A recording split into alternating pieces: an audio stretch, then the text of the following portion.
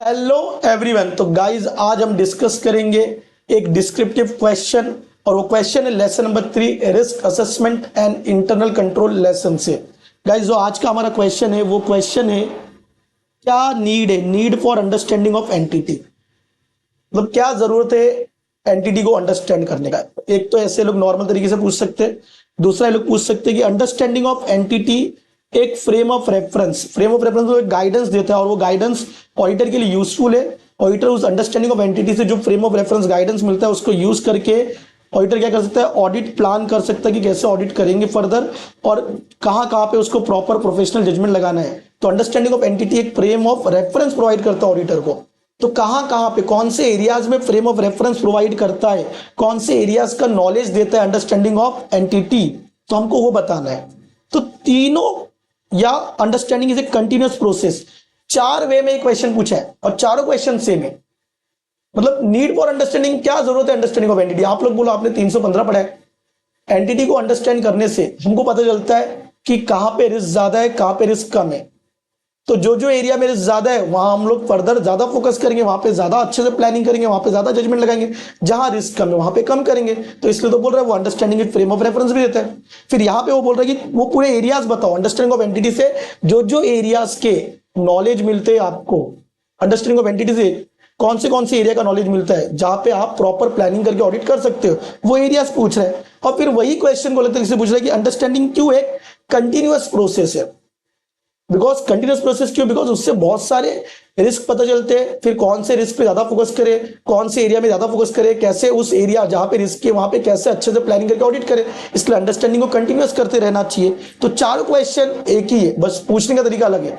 अब मैंने क्या किया, आईसीआई ने जिस तरीके से ये चार क्वेश्चन, एक ही क्वेश्चन को चार तरीके से पूछा, मैंने यहां डाल दिया है। बट क्या करती है आईसीआई, क्या करके एक पूरा केस स्टडी बना देगी और केस स्टडी के नीचे ये लाइंस डाल देगी। तो आपको समझना है कि क्वेश्चन क्या पूछा है। क्वेश्चन का क्रक्स समझना बहुत जरूरी है। बच्चे लोग कई बार ऑडिट में क्वेश्चन का क्रक्स ही नहीं समझते। तो अभी आपको समझ में आ गया क्वेश्चन क्या है, क्या नीड है एंटिटी को अंडरस्टैंड करने का। या अंडरस्टैंडिंग ऑफ एंटिटी क्या करता है, एक गाइडेंस देता है। किस चीज का गाइडेंस देता है, कुछ एरियाज है, 5-6 ऐसे एरियाज है जहां पे ऑडिटर को हेल्प करता है कि वो प्लान करके वहां पे अच्छे से ऑडिट करे। और इसलिए अंडरस्टैंडिंग को कंटिन्यूसली करना चाहिए। अगर आपने 315 पढ़ा तो आपको पता होगा ये, समझ में आ रहा है। अब गाइस इसके लिए हमने एक हेलीकॉप्टर शॉट बनाया।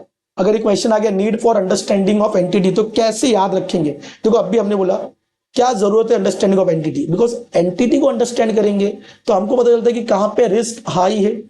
अब समझो रिलेटेड पार्टी में रिस्क ज्यादा है, अनयूजुअल ट्रांजेक्शन में रिस्क ज्यादा है, अजम्पशन वाली चीजों पे रिस्क ज्यादा है। ठीक, तो जो एरियाज में रिस्क ज्यादा है तो बताओ ऑडिटर के लिए वो एरिया मटेरियल होगा कि नहीं, इंपॉर्टेंट होगा कि नहीं, बराबर ना। तो अंडरस्टैंडिंग ऑफ एंटिटी का नीड या बेनिफिट या फ्रेम ऑफ रेफरेंस क्या है, फायदा क्या है कि हमको पता चल जाता है कि कौन से मटेरियल एरियाज पे हम फोकस करेंगे। ये हमारा हेलीकॉप्टर शॉट है। अब गाइस मटेरियल से क्या है, अंडरस्टैंडिंग ऑफ एंटिटी हेल्प करता है अपने को। देखो मेरे को पता चला ना, अंडरस्टैंडिंग से जहां रिस्क ज्यादा है वो मेरे लिए ज्यादा मटेरियल है, तो वहां पे मैं मटेरियलिटी लेवल 320 के हिसाब से अकॉर्डिंगली सेट करूंगा। सपोज मुझे लग रहा है कि 5 लाख के ऊपर के ट्रांजेक्शन पे ज्यादा रिस्क है तो मेरे लिए ज्यादा मटेरियल, तो मैं मटेरियलिटी लेवल 5 लाख का सेट करूंगा एज पर ऐसे 320। अगर आपने पढ़ा है वहां पे हम लोग अलग अलग मटेरियलिटी लेवल सेट करते हैं, बराबर ना। वहां पे हमने कैसे पढ़ा है, अगर कोई जगह पे रिस्क ज्यादा है वो तो मेरे को अंडरस्टैंडिंग से चलेगा। तो रिस्क ज्यादा है तो वो चीज हमारे लिए ज्यादा मटेरियल होगी और वहां पे जो हमारा मटेरियलिटी लेवल सेट करेंगे वो भी क्या होगा, उसके हिसाब से होगा। रिस्क ज्यादा तो मटेरियलिटी लेवल भी उसके हिसाब से होगा। तो ये हेल्प कर हमको मटेरियलिटी लेवल सेट करने में। तो पहला अंडरस्टैंडिंग ऑफ एंटिटी के पहला फायदा ये मटेरियल से मटेरियलिटी सेट करने में हेल्प करता है। हमारा कोड क्या पूरा मटेरियल एरियाज। तो अगला है हमारा ए से एरियाज का जो है उससे है हमारा अकाउंटिंग पॉलिसीज। अकाउंटिंग पॉलिसी कौन सा एंटिटी को यूज करना चाहिए या अकाउंटिंग पॉलिसी जो एंटिटी यूज कर रहा है वो सही है कि नहीं। अंडरस्टैंडिंग ऑफ एंटिटी हमको हेल्प करता है पता करने में कि क्लाइंट या एंटिटी जो अकाउंटिंग पॉलिसी यूज कर रहा है वो सही है कि नहीं। मैं इसका एग्जांपल देता हूं गाइस, ध्यान देखना। सपोज एक क्लाइंट है शॉ लिमिटेड ना, सपोज शूज बेचता है, जूते। तो हमने देखा अगर इनको 10 जूते का ऑर्डर आ रहा है, 10 शूज का ऑर्डर आता है, तो ये क्या करते, 5 ओल्ड शूज बेच रहे, 5 न्यू। सर ये आपको कैसे पता चला, हमने अंडरस्टैंडिंग ली एंटिटी की। इनको जब भी ऑर्डर आता है ये 50% ओल्ड शूज बेचते और 50% न्यू शूज बेचते। ये हमको अंडरस्टैंडिंग ऑफ एंटिटी से पता चला। हमने एंटिटी को जाके पूछा, शॉ लिमिटेड की एंटिटी को जाके पूछा, मैनेजमेंट को जाके पूछा, मैनेजमेंट को बोला भैया आप कौन सी अकाउंटिंग पॉलिसी यूज करते हो? तो शॉ लिमिटेड के मैनेजमेंट ने बोला कि सर हम लोग जो अकाउंटिंग पॉलिसी यूज कर रहे हैं अपनी इन्वेंट्री के वैल्यूएशन के लिए, मैजिक शूज की वैल्यूएशन के लिए, अपने प्रोडक्ट के लिए, वो है फीफो। फीफो मैंने अंडरस्टैंडिंग लिया कि ये लोग तो आधा ओल्ड जूता बेच रहे, आधा न्यू मिक्स माल बेच रहे। ये अंडरस्टैंडिंग ऑफ एंटिटी से मुझे पता चला। और मैंने बोला कौन सा अकाउंटिंग पॉलिसी आप यूज करते हो, सिलेक्ट करके अप्लाई करते हो इन्वेंट्री के वैल्यूएशन के लिए? वो बोला फीफो। मुझे बताओ गाइस, फीफो होना चाहिए यहाँ पे? तुम बताओ भाई, तुम बोलो। वेटेज एवरेज मेथड होना चाहिए, क्योंकि आधा ओल्ड है आधा न्यू है, तो वेटेज एवरेज मेथड यहाँ पे बेस्ट है इन्वेंट्री के लिए। दोनों ओल्ड वाले मतलब फीफो और जो न्यू, तो दोनों को वेट देना है, वेटेज एवरेज मेथड फॉलो करना चाहिए। समझ में आ रहा है? तो मेरे को अंडरस्टैंडिंग ऑफ एंटिटी से पता चला कि ए से हमारा कोड क्या, मटेरियल एरियाज में जो पहला ए कि एंटिटी जो अकाउंटिंग पॉलिसी, शॉ लिमिटेड जो अकाउंटिंग पॉलिसी फॉलो कर रही है, शॉ लिमिटेड जो अकाउंटिंग पॉलिसी सिलेक्ट किया, अप्लाई किया, वो एप्रोप्रिएट है कि नहीं, सही है कि नहीं?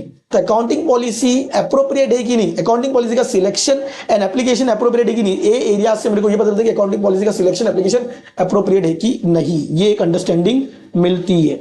समझा? तो मटेरियल एरियाज हमारा code, because understanding of entity हमको हेल्प करता है, मटेरियल एरियाज से फोकस करो, बराबर। तो मटेरियल से हमारा पहला क्या था, मटेरियलिटी लेवल कैसे सेट करना है, वो अंडरस्टैंडिंग ऑफ एंटिटी हेल्प करता है।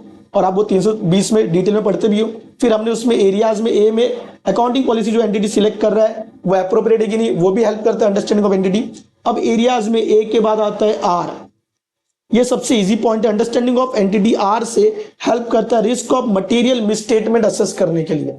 फाइनेंशियल स्टेटमेंट में कितना रोमम है risk of material misstatement, R से रिस्क ऑफ मटेरियल मिसस्टेटमेंट, ये तो सबसे इजी अंडरस्टैंडिंग ऑफ एंटिटी से पता चलता है कि कहां पे हाई रिस्क है तो हम असेस करेंगे रिस्क ऑफ मटेरियल मिसस्टेटमेंट वहां पे आई है, कहां पे लो है वहां पे असेस करेंगे कि रिस्क ऑफ मटेरियल मिसस्टेटमेंट लो है। समझ में आ रहा है? तो एरियाज में जो आर है वो हेल्प करता है risk of material misstatement assess करने में। और देखो इसके तो हमने हमारा हेलीकॉप्टर शॉट भी कैसे बना, बिकॉज अंडरस्टैंडिंग ऑफ एंटिटी से पता चलता है कि रिस्क ज्यादा कहां है, जहां रिस्क ज्यादा है वहां हम ज्यादा फोकस करते हैं, जहां रिस्क ज्यादा है वो हमारे लिए मटेरियल एरिया है। तो अंडरस्टैंडिंग ऑफ एंटिटी हमको हेल्प करता है मटेरियल एरिया फोकस करने, इसलिए हमारा हेलीकॉप्टर शॉट भी क्या, मटेरियल एरिया, जिसमें मटेरियल से मटेरियलिटी हो गया, ए से अकाउंटिंग पॉलिसी का सिलेक्शन एप्रोप्रिएट है कि नहीं, आर से रिस्क असेसमेंट असेस करने का, इसमें हेल्प करता है। अब एरियाज में ई से एविडेंस कितना ऑब्टेन करना चाहिए, ये हेल्प करता है। कितना एविडेंस मेरे लिए सफिशिएंट एप्रोप्रिएट होगा, ऑडिटर के लिए कितना एविडेंस सफिशिएंट एप्रोप्रिएट होगा जिससे वो कंक्लूजन कर सकता है, या कौन से एरियाज में ऑडिटर को ज्यादा एविडेंस ऑब्टेन करना चाहिए, कौन से एरियाज में कम एविडेंस, ये अंडरस्टैंडिंग ऑफ एंटिटी हेल्प करता है। ये guys understanding of entity help करता है। इसका मैं एकदम सिंपल एग्जांपल देता हूं। अगर देखो मैनेजमेंट कहीं पे अजम्पशन लगा रहा है तो अजम्पशन वाली चीजें बहुत जजमेंटल होती है। तो जब मैंने अंडरस्टैंडिंग ली तो मुझे पता चला कि मैनेजमेंट बहुत जगह पे अजम्पशन लगा रहा है, आरडीडी में अजम्पशन लगा रहा है, बहुत जगह पे अजम्पशन लगा रहा है।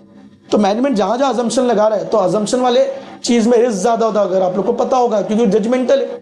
तो वहां पे मुझे ज्यादा एविडेंस ऑब्टेन करना चाहिए, मेरे लिए वहां पे ज्यादा एविडेंस क्या होगा, सफिशिएंट एप्रोप्रिएट होगा। तो अंडरस्टैंडिंग ऑफ एंटिटी मुझे हेल्प करेगी कितना एविडेंस मुझे ऑब्टेन करना चाहिए। या कहीं पे कोई इंपॉर्टेंट चीज है जो मैनेजमेंट ओरली आंसर कर रहा है, उसके लिए मेरे पास कोई एविडेंस नहीं है, तो वहां पे मुझे लग रहा है वो इंपॉर्टेंट है, ज्यादा मटेरियल एरिया है, ज्यादा रिस्की चीज है, ज्यादा जजमेंटल चीज है, तो वहां पे मुझे अगर ज्यादा एविडेंस चाहिए तो मैं रिटर्न रिप्रेजेंटेशन ले लूंगा। ज्यादा एविडेंस चाहिए तो मैं, भाई मैनेजमेंट तो बोल रहा है मैंने ये जजमेंट लगाया, ओरली बोल रहा है मैंने ये किया, तो मुझे उसका एक कॉन्क्रीट रिस्क ज्यादा है, मुझे एक उसका राइटिंग में भी एविडेंस बनाना है। तो जहां पे मेरे को ज्यादा रिस्क लग रहा है वहां पे ज्यादा एविडेंस ऑब्टेन करूंगा, वहां पे मेरे लिए ज्यादा एविडेंस ऑब्टेन करना है। ये कौन बता रहा है, अंडरस्टैंडिंग ऑफ एंटिटी। इसलिए वहां पे मैं रिटर्न रिप्रेजेंटेशन लूंगा। देखो यहाँ पे evaluating sufficiency and appropriateness of ऑइड evidence obtain, कितना एविडेंस ऑब्टेन करना है अजम्पशन के लिए या रिटर्न रिप्रेजेंटेशन के लिए, जो मैंने भी एग्जांपल दे दिया। ठीक है, तो गाइज ये हो गया तुम्हारा मटेरियल एरियाज का, मटेरियल से मटेरियलिटी।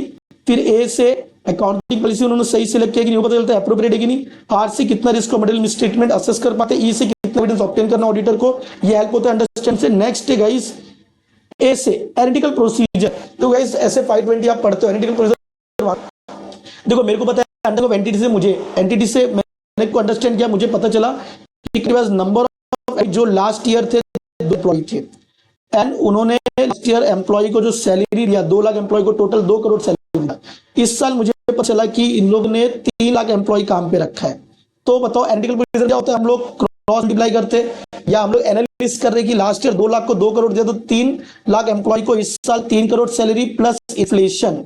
मुझे तो ये मैं एनालिटिकल लगा के कैसे डेवलप कर पाऊंगा एक्सपेक्टेशन, कितना एम्प्लॉय बेनिफिट कितना सैलरी दी है, इसके लिए पहले मुझे अंडरस्टैंडिंग लेनी पड़ेगी एंटिटी की। अगर एंटिटी की अंडरस्टैंडिंग, तो मुझे लगे अंडरस्टैंडिंग से कि एंटिटी के पास अंडरस्टैंडिंग से पता चला कि इतने नंबर ऑफ एम्प्लॉय है, इतना सैलरी दिया करंट ईयर में इतने, तो जब तक मैं अंडरस्टैंडिंग नहीं लूंगा एंटिटी का तब तक मुझे ये इन्फॉर्मेशन नहीं मिलेगा, और जब तक ये इन्फॉर्मेशन मिलेगा मैं एनालिटिकल प्रोविजन यूज के मैं एक्सपेक्टेशन नहीं डेवलप कर सकता कि कितना एम्प्लॉय बेनिफिट सैलरी इस साल दिया है। तो अंडरस्टैंडिंग ऑफ एंटिटी हेल्प करता है कि आपको एनालिटिकल प्रोविजन परफॉर्म करके एक्सपेक्टेशन डेवलप करना है कि नहीं, उसमें हेल्प करता है। अगर वैसा सेग्रीगेटेड नंबर ऑफ एम्प्लॉय से अलग अलग इंफॉर्मेशन मिल जाते हैं अंडरस्टैंडिंग तो आप कर सकते हो।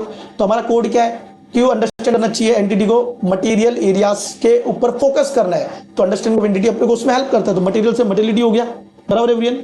एंड फिर ए से अकाउंटिंग पॉलिसी का सिलेक्शन अप्रोप्रिएट कि नहीं, आर से कितना रिस्क मटेरियल स्टेटमेंट है, ई से एविडेंस कब अपने लिए सफिशिएंट होगा, ऑप्शन कितना करना है, ए से एंटिटी और एस लास्ट स्पेशल कंसिडरेशन। देखो अंडरस्टैंडिंग एंटिटी से पता चलता है कि कहां पे हाई रिस्क है, और साथ में रिस्क के साथ उसकी अगर प्रोबेबिलिटी भी हाई है, पे रिस्क हाई है और उसकी रिस्क अकर होने की, वो चीज अकर होने का, वो अनसर्टन इवेंट अकर होने की अगर प्रोबेबिलिटी भी हाई है तो उसको सिग्निफिकेंट रिस्क बोलते हैं। और ये मेरे को अंडरस्टैंडिंग से पता चलेगी कहां पे सिग्निफिकेंट रिस्क है, हाई रिस्क है, और उसके अकरेंस की प्रोबेबिलिटी कहां हाई है, वो सबको सिग्निफिकेंट रिस्क बोलते हैं। ये अंडरस्टैंडिंग से पता चलेगा, तो वहां पे मुझे स्पेशल ऑडिट कंसिडरेशन ज्यादा ध्यान देना है। तो ये question need for understanding of entity से पता चलता है कितना रिस्क, ज्यादा रिस्क है, वो हमारे लिए मटेरियल एरियाज में नीड फॉर अंडरस्टैंडिंग हेल्प करता है। समझा एवरीवन, ये हमारा मैजिक कोड रहेगा। और आप ये बुलाना चाहोगे फिर भी बुलाना